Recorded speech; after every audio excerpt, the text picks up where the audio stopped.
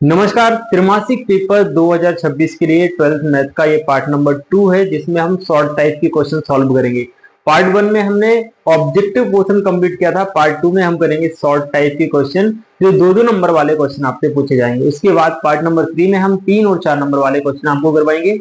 काफी सारे बच्चों के कमेंट थे कि सर जो शॉर्ट टाइप के और लॉन्ग टाइप के क्वेश्चन आते हैं उनका भी सॉल्यूशन हमको चाहिए। देखिए, ये वीडियो इंपॉर्टेंट इसलिए है, एक तो आपका पेपर का सॉल्यूशन आपको मिलेगा, दूसरी चीज आपका कंप्लीट रिवीजन यहाँ पे होगा, क्योंकि पेपर में जो प्रश्न आते हैं वो हर एक चैप्टर से आते हैं। तो आपका रिवीजन जो है हर एक चैप्टर का यहाँ पर होगा। तो वीडियो आपके लिए इंपॉर्टेंट होने वाली है। चलिए शुरुआत करते हैं हम क्वेश्चन नंबर फर्स्ट के साथ। वर्ष 2024-25 का ये पेपर है बच्चों, और उस पेपर में जो प्रश्न आए थे वो यहाँ पर हम डिस्कस करने वाले हैं। ठीक है, फर्स्ट क्वेश्चन, यदि a बराबर 1 2 3 b बराबर 4 5 6 7 हो तो f 1 4 2 5 3 6 a से b पर एक फलन है तो दिखाइए कि f एकेकी है। इसके अथवा में ये क्वेश्चन है। तो पहले हम ऊपर वाला करेंगे। देखो, हमें बहुत सिंपल सा क्वेश्चन दिया है। a की वैल्यू समुच्चय a का मान हमारे पास है 1 2 3 एंड समुच्चय v का मान हमारे पास क्या है भाई, 4 है, 5 है, 6 है, 7 है।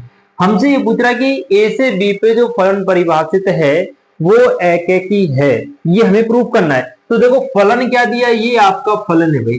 ये क्या है, आपका फलन, और फलन में आपको दिया है 1 का रिलेशन 4 के साथ, 2 का रिलेशन 5 के साथ एंड 3 का रिलेशन 6 के साथ। इसको सॉल्व करने का सबसे शानदार तरीका, इसका एक डायग्राम आप बनाएंगे जिसमें आप क्या लिखेंगे भाई, इसमें आप लिखेंगे सेट ए। दूसरा डायग्राम बनाएंगे जिसमें आप लिखेंगे सेट बी। ये सेट बी हो गया, ये सेट ए। ए में हमारे पास 1 है, 2 है एंड 3 है। बी में हमारे पास 4 5 6 7 है।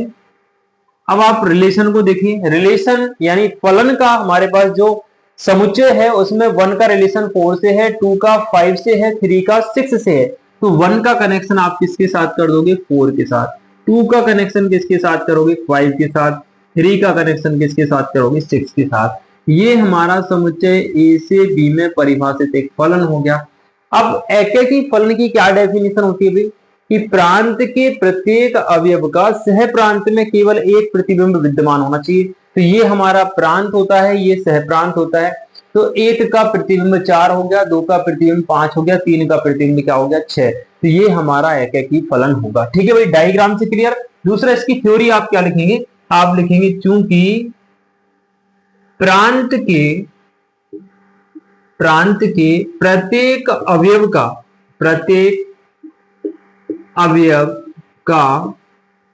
सह प्रांत में केवल एक अद्वितीय प्रतिबिंब विद्यमान है। केवल एक अद्वितीय प्रतिबिंब विद्यमान है। अतः हमारा फलन जो है बच्चों वो एकेकी हो जाएगा। ठीक है, तो आप लिखेंगे अतः फलन f जो है वो एकेकी है। ये हमारा भाई फर्स्ट क्वेश्चन यहाँ पर कंप्लीट होता है। ठीक है भाई, चलिए इसका हम अथवा वाला क्वेश्चन देख लेते हैं। तो अथवा वाले क्वेश्चन में हमारे पास क्या है, आप देखिएगा। अथवा वाले क्वेश्चन में पूछ रहे सिद्ध कीजिए कि संबंध r x y और x एक ही स्थान पर कार्य करते हैं, एक तुल्यता संबंध है। बहुत शानदार क्वेश्चन है, देखिएगा। इसका जो अथवा वाला क्वेश्चन है उसने रिलेशन क्या दिया है, रिलेशन बड़ा जबरदस्त है। रिलेशन में वो ये बोल रहा है कि दो व्यक्ति हैं x और y, और वो इस प्रकार है कि x और y में रिलेशन क्या है, y और x एक ही जगह काम करते हैं। y और x एक ही जगह या एक ही स्थान पर कार्य करते हैं, ये रिलेशन है, कार्य करते हैं। समझना इस चीज के लिए, मैं इसको पहले थोड़ा सा रफली आपको समझाऊंगा। दो व्यक्ति ले लो आप, एक राम ले लिया हमने, एक श्याम ले लिया भाई।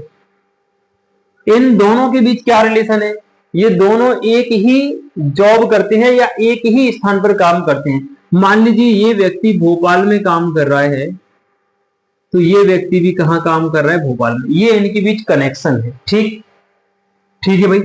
अब देखो, अगर मैं राम लिख दूं कॉमा लगा के श्याम लिख दूं, इसका मतलब क्या हुआ, इनके बीच रिलेशन क्या है कि दोनों भोपाल में काम कर रहे हैं, यानी एक ही जगह काम कर रहे हैं। अगर मैं इस श्याम की जगह केवल राम लिख दूं, वही राम तो अपनी जगह है, श्याम की जगह भी हम राम रख दें, तो क्या वही रिलेशन सेटिस्फाई होगा इसमें? बिल्कुल होगा सर।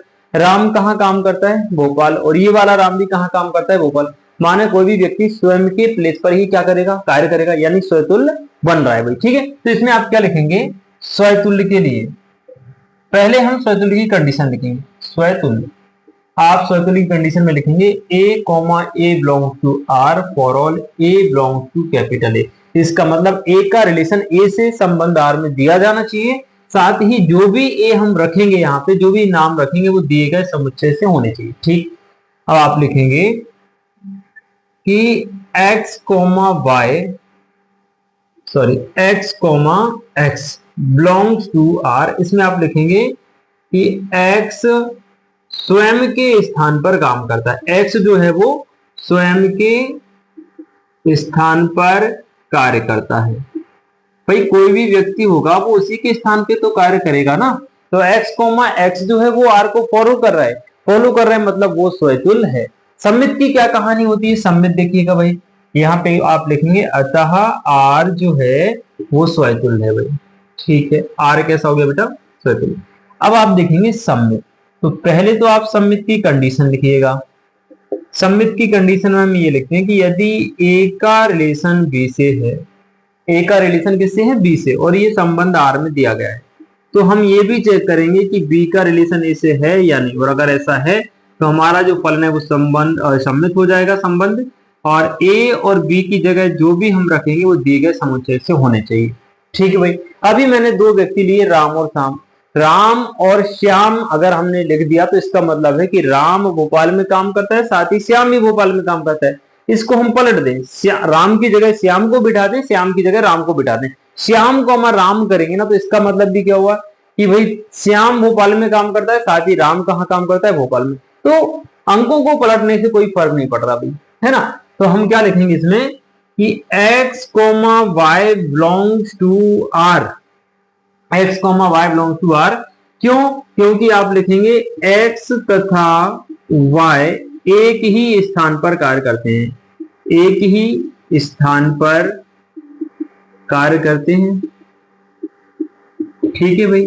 अब अगर आप x की जगह y को रख दो और y की जगह x को रख दो, तो भाई y जहां काम करेगा वहीं तो x करेगा ना। चाहे हम y कोमा x लिख दे या x कोमा y लिख दे, तो मतलब तो यही हुआ ना कि दोनों एक ही जो कर रहे हैं, एक ही जगह पर कार्य कर रहे हैं। तो ये भी किसको फॉलो कर रहा है? कार्य को। कि चूंकि x तथा y बिलोंग टू r, इसलिए y कोमा x बिलोंग टू r हम यहां लिख देंगे y तथा x एक ही स्थान पर कार्य करते हैं, एक ही स्थान पर कार्य करते हैं। अब x का रिलेशन y से r में है, y का रिलेशन x से r में है। इसका मतलब ये हुआ कि x और y सम्मित संबंध को फॉलो कर रहे हैं। अतः हम क्या कहेंगे? अतः r जो है वो सम्मित है, अतः r सम्मित है, सम्मित है। क्लियर भाई? सम्मित हो गया। अब तुल्यता सिद्ध करने के लिए हमें अभी संक्रामक की भी आवश्यकता है, तो हम संक्रामक भी सिद्ध करेंगे। ठीक है ना। अब यहां पे आप देखिएगा, अभी हमारे पास दो व्यक्ति थे, हम तीन व्यक्ति ले लेते हैं। पहले समझेंगे फिर आगे बढ़ेंगे। एक राम हो गया, एक श्याम हो गया, और तीसरा व्यक्ति मोहन। राम और श्याम के बीच में क्या रिलेशन है कि दोनों व्यक्ति भोपाल में काम कर रहे हैं भाई। ठीक। श्याम और मोहन के बीच में क्या रिलेशन है कि ये दोनों व्यक्ति भी कहाँ काम कर रहे हैं? भोपाल में। भाई राम और श्याम जहां जॉब कर रहे हैं उस जगह का नाम है भोपाल। श्याम और मोहन जहां काम कर रहे हैं वो जगह भी कौन सी है? भोपाल। यानी राम और श्याम के बीच में जो संबंध है वही संबंध श्याम और मोहन के बीच में है। तो यही संबंध राम और मोहन के बीच में होगा क्या? बिल्कुल होगा भाई। राम कहाँ काम कर रहा है? भोपाल में। मोहन कहाँ काम कर रहा है? भोपाल में। तो राम कोमा मोहन ये कहाँ काम कर रहे हैं? भोपाल में। बात समझे कि नहीं? तो तीनों रिलेशन इसमें सेटिस्फाई हो रहे हैं। तो आप तीसरी चीज क्या लिखेंगे? संक्रामक संबंध में, यही आपको दिखा रहा हूं, देखिएगा संक्रामक संबंध।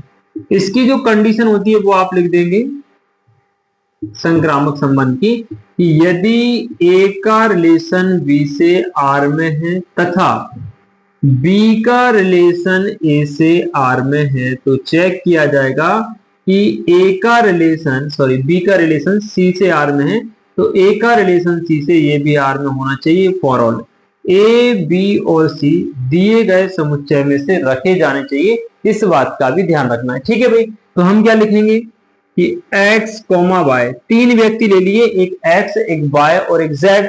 तो x और y के बीच में क्या रिलेशन है, x और y अगर r को फॉलो कर रहे हैं, बिलोंग्स कर रहे हैं, तो इसका मतलब ये हुआ कि x तथा y एक ही स्थान पर कार्य करते हैं, एक ही स्थान पर काम करते हैं। ठीक है भाई, दूसरा हमने लिख दिया y, z। भाई x और y में रिलेशन है कि x और y एक ही जगह पर कार्य कर रहे हैं। दूसरा हमने y, z लिखा, इसका मतलब ये हो y और z भी एक ही स्थान पर काम कर रहे हैं। तो हम लिखेंगे कि y व z एक ही स्थान पर काम करते हैं, काम करते हैं। ठीक है भाई, अब देखो x और y एक ही जगह काम कर रहे हैं, y और z भी एक ही जगह काम कर रहे हैं, तो फिर x और z भी उसी जगह काम करेंगे ना। राम और मोहन भोपाल में थे, मोहन और श्याम भोपाल में है, तो राम और श्याम भी भोपाल में होंगे ना काम करने के लिए। ठीक है, इसलिए हम लिख देंगे कि x, z जो है वो भी किसको फॉलो करेगा, r को, फॉर ऑल, फॉर ऑल। यहां लिखेंगे कि x तथा z एक ही स्थान पर काम करते हैं, एक ही स्थान पर कार्य करते हैं, पर काम करते हैं। देखो भाई, हमने स्वतुल्य की कंडीशन को सेटिस्फाई किया। उसने कहा था कि ए का रिलेशन बी से अगर आर में है तथा बी का रिलेशन सी से आर में है तो ए का रिलेशन सी से आर में होना चाहिए, तभी वो संक्रामक होगा, अन्यथा नहीं। तो हमने देखा कि x और y में जो संबंध है वही संबंध y और z में है, और वही संबंध किस में है, x और z में। तो हमारा संबंध जो है संक्रामक है। तो आप क्या लिखेंगे, अतः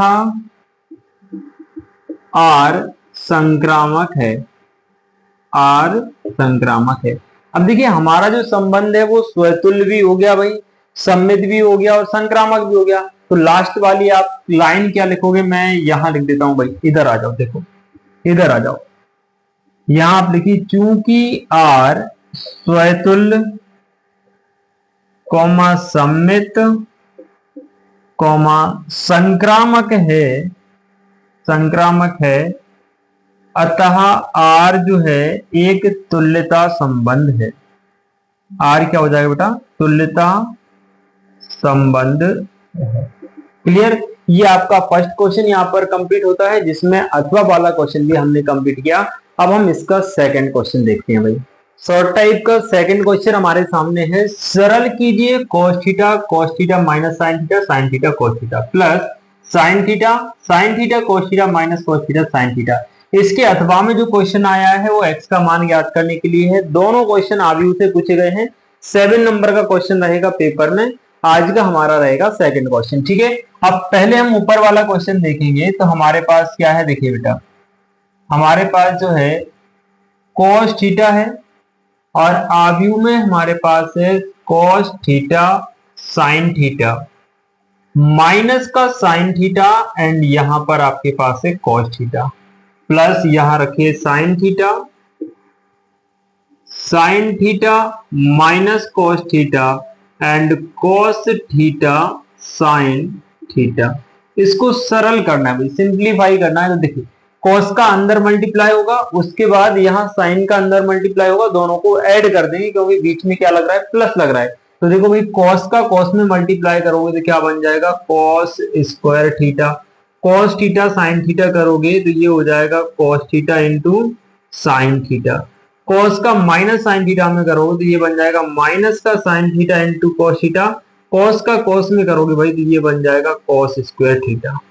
ये बीच में प्लस है, इस साइन का अंदर मल्टीप्लाई होगा तो साइन का साइन में क्या हो जाएगा मेरे भाई, ये हो जाएगा साइन स्क्वायर थीटा। साइन का माइनस के कोस में करोगे तो माइनस का साइन थीटा इंटू में क्या आएगा, कोस थीटा।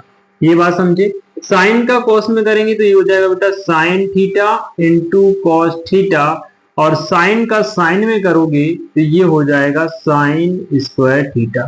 ठीक, अब दोनों के बीच में लग रहा है प्लस, और जब प्लस लग रहा है तो संगत पद में संगत पद जुड़ता है, यानी कहने का मतलब cos स्क्वायर थीटा में sin स्क्वायर थीटा ऐड होगा, cos थीटा sin थीटा में माइनस का cos theta sin theta add होगा, minus sin theta cos theta में प्लस का sin theta cos theta add होगा, और cos स्क्वायर थीटा में cos स्क्वायर थीटा ऐड होगा। अब आप सुनिए बेटा, तो यहां पर हमारे पास क्या है cos स्क्वायर थीटा, इसमें क्या जुड़ेगा sin स्क्वायर थीटा, यहां पर cos थीटा sin थीटा है प्लस का, तो यहां हमने लिख लिया cos थीटा इंटू में sin थीटा, इसमें हम क्या जोड़ रहे हैं माइनस का sin theta into cos theta, तो cos को पहले लिख लेंगे sin को बाद में, माइनस cos को हमने पहले लिख लिया और sin थीटा को भाई हमने बाद में लिख लिया। क्लियर? ऐसे यहां देखो माइनस का sin थीटा cos थीटा में प्लस का sin थीटा cos थीटा जुड़ जाएगा, ये हो जाएगा आपका क्या minus sin theta cos theta plus sin theta into cos theta, यहाँ cos स्क्वायर थीटा में जुड़ जाएगा sin स्क्वायर थीटा, ये बन जाएगा cos स्क्वायर थीटा प्लस का sin स्क्वायर थीटा। अब मेरी बात आप समझिएगा, माइनस का sin theta cos theta plus का sin थीटा cos थीटा एक दूसरे से कट गए, यानी यहाँ जीरो बच गया। cos थीटा sin थीटा में से माइनस का cos थीटा sin थीटा जाएगा, तो यहाँ भी क्या बचेगा जीरो, क्योंकि प्लस माइनस क्या हो जाएगा माइनस, इसमें से ये पूरा कैंसिल होकर क्या बनेगा जीरो। इसके बाद यहां पर अगर आप देखेंगे तो cos square theta plus sin स्क्वायर थीटा का मान 1 होता है, यहाँ जीरो बचा, यहाँ भी जीरो बचा, cos स्क्वायर sin स्क्वायर थीटा भी क्या होता है 1, तो आंसर क्या आ गया आपका 1001, एक 2 इंटू 2 का इकाई आव्यूह यहाँ पर प्राप्त होता है। क्लियर भाई? ये हो गया आपका क्वेश्चन नंबर सेकंड, और सेकंड का हम अथवा वाला देखते हैं, इसका चाहे तो आप स्क्रीनशॉट रख सकते हैं।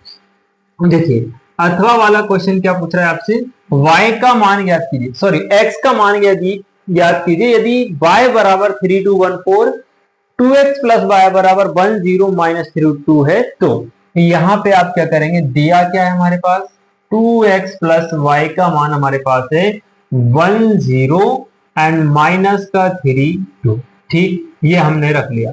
तो 2x प्लस y का मान प्रश्न में है 3214, तो यहां हम लिख देंगे 3214, इक्वल में हमारे पास एक आव्यूह है जिसमें 10 माइनस 32 लिखा हुआ है।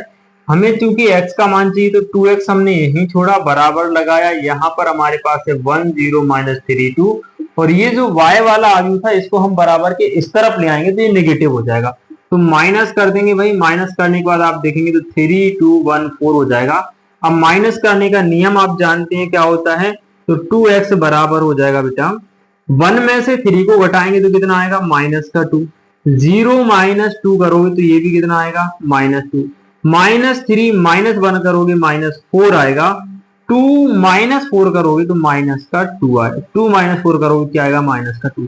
ये आपका आंसर अभी नहीं हुआ है, अभी क्या करना है इस 2 को इसके बटे में ले जाना है, तो यहां से x का जो मान आएगा वो हो जाएगा 1/2 ब्रैकेट, यहां हमारे पास सारी वैल्यूज माइनस में, -2 -2 -4 एंड -2। जैसे ही इस 2 का डिवाइड सब में जाएगा, इसमें इसमें इसमें इसमें, तो x बराबर क्या आ जाएगा दिखेगा, 2 का डिवाइड 2 में -1, यहाँ पर भी -1, यहाँ पर -2 और यहाँ पे -1, ये x का मान मेरे भाई हो जाएगा। क्लियर हुआ? तो यहाँ पे हमने सेकंड क्वेश्चन भी कंप्लीट कर लिया। अब देख लेते हैं हम इसका थर्ड नंबर का क्वेश्चन। थर्ड क्वेश्चन में हमारे पास है x बराबर 0 पर fx बराबर 2x स्क्वायर माइनस 1 की संतता की जांच कीजिए, और इसके अथवा में क्वेश्चन है क्या फलन fx बराबर x वर्ग minus sin x plus 5 x बराबर 5 पर संतत है क्या। तो पहले हम ऊपर वाला क्वेश्चन देखेंगे, फलन है हमारे पास fx बराबर 2x वर्ग माइनस 1, ठीक है भाई, इस पर जांच करना है x बराबर 0 पर, तो इस फलन की सीमा का मान निकालेंगे और फलन का मान निकालेंगे बिंदु 0 पर, दोनों एक जैसे आ गए तो फलन संतत होगा, अन्यथा नहीं। तो सबसे पहले हम क्या निकालेंगे भाई, लिमिट x टू 0 fx बराबर रखेंगे हम लिमिट x टू 0 fx का मान हमारे पास कितना है 2x वर्ग माइनस 1। तो आप देखिएगा लिमिट, जैसे ही x की लिमिट आप इसमें 0 रखोगे तो ये बन जाएगा 2, यहाँ 0 का वर्ग माइनस 1, ये पूरा 0 हो जाएगा, केवल क्या आया -1, ये क्या निकल कर आया लिमिट x टू 0 fx का जो मान है कितना आ गया -1 आ गया। इतनी बात समझिए। अब x बराबर 0 पर फलन का मान निकालेंगे, fx का मान। अब fx का मान बेटा हमारे पास क्या है, हमारे पास है 2x वर्ग माइनस 1। हम x की जगह 0 रख रहे हैं तो यहां पर भी क्या हो जाएगा, 2 0 का वर्ग माइनस 1, यानी f0 का मान भी हमारे पास कितना आ गया, माइनस 1 आ गया। एक लाइन आप लिखेंगे कि चूंकि x बराबर 0 पर जो फलन की लिमिट है x टू 0 fx, इसका मान, साथ में ही x बराबर 0 पर फलन का मान कैसा है, इक्वल है, अतः फलन x बराबर 0 पर संतत है। अतः x बराबर 0 पर फलन f जो है बेटा वो कैसा है, सांतत्य है या संतत है, कुछ भी हो, दोनों का एक ही सेंस होता है, एक ही मतलब होता है। ठीक है भाई, इसका अथवा वाला क्वेश्चन हम देखेंगे जो कि इससे भी ज्यादा आसान है। fx बराबर x वर्ग minus sine x plus 5 x बराबर पाई पर संतत है क्या, ये हमको बताना है भाई। ठीक है, सेम क्वेश्चन आपको करना है। तो आप देखिए fx का मान क्या है, x वर्ग है, माइनस का साइन x एंड प्लस का 5 है। यहाँ पे x बराबर पाई बिंदु पर इसकी जांच करनी है। तो पहले हम फलन की सीमा निकालेंगे। क्या करेंगे भाई, limit x to pi fx बराबर, यहां आप लिखिएगा limit x to pi fx का मान बेटा हमारे पास क्या है, x वर्ग माइनस का साइन x प्लस का 5। अब इस बहुपद में कोई भी टर्म ऐसी नहीं है जिसको सॉल्व करना हो, सॉल्व करने लायक कुछ नहीं है। तो x की डायरेक्ट लिमिट आप क्या रखेंगे, पाई। जैसे लिमिट रख देंगे पाई तो ये लिखना बंद कर देंगे, x के प्लेस पे आप रखेंगे पाई स्क्वायर, तो स्क्वायर माइनस का साइन x का मान पाई आ जाएगा, प्लस का क्या है 5। तो यहाँ पर आप देखिए pi square minus sine pi का मान होता है 0, तो 0 लिखेंगे, प्लस का 5। हमारे पास जो टर्म आ गई वो एक्स स्क्वायर प्लस 5 आ गई। और ये किसका मान आया मेरे भाई, ये मान आ गया x टू पाई fx का, यानी x बराबर पाई लिमिट पर फलन fx की जो सीमा का मान है वो एक्स स्क्वायर प्लस 5 आ गया। अब हम x बराबर पाई पर इस फलन का मान निकालेंगे। तो आप देखिए x बराबर पाई पर फलन fx का मान कैसे निकाला जाएगा, तो आप देखिएगा fx का जो मान है वो है x वर्ग माइनस का साइन x प्लस का 5। जैसे ही आप f पाई निकालेंगे तो x की जगह आप रखेंगे पाई वर्ग माइनस साइन x की जगह पाई रखेंगे प्लस का 5, यानी कि f पाई का जो मान है वो हो जाएगा पाई वर्ग माइनस 0 प्लस का 5। यहां पर अगर आप देखें तो f पाई का वही मान आ गया जो कि लिमिट में मान आया था। तो पाई स्क्वायर प्लस का 5 ये मान हमारे पास आ गया। साथ ही लिमिट का मान भी क्या था भाई, पाई स्क्वायर प्लस 5। तो आप क्या लिखेंगे, आप लिखिएगा कि चूंकि x बराबर पाई पर limit x to pi fx का जो मान आया वही मान f पाई का आया, अतः x बराबर पाई पर फलन संतत होगा। अतः फलन f जो है वो कैसा है, सांतत्य है या संतत है, दोनों का एक ही सेंस है। क्लियर भाई, ये हमारे तीसरे नंबर का क्वेश्चन हो गया। 3 क्वेश्चन के साथ हमने आज की इस क्लास में 6 क्वेश्चन आपको करवाए हैं। अगले पार्ट में हम अगले क्वेश्चन आपके लिए लेके आएंगे। बट आज की वीडियो आपको कैसी लगी एक बार कमेंट करके बताएंगे कि इस टॉपिक पर और अधिक आपको वीडियोस चाहिए। जो भी आपके डाउट्स हैं आप मुझे कमेंट करके बताएंगे, उसी टॉपिक पर हम आपके लिए कंटेंट लेके आएंगे। तब तक ले जय श्री राधे, मिलते हैं जल्दी ही नेक्स्ट वीडियो में। बाकी वीडियो अच्छी लगे तो दोस्तों तक शेयर जरूर कीजिएगा। जय श्री राधे।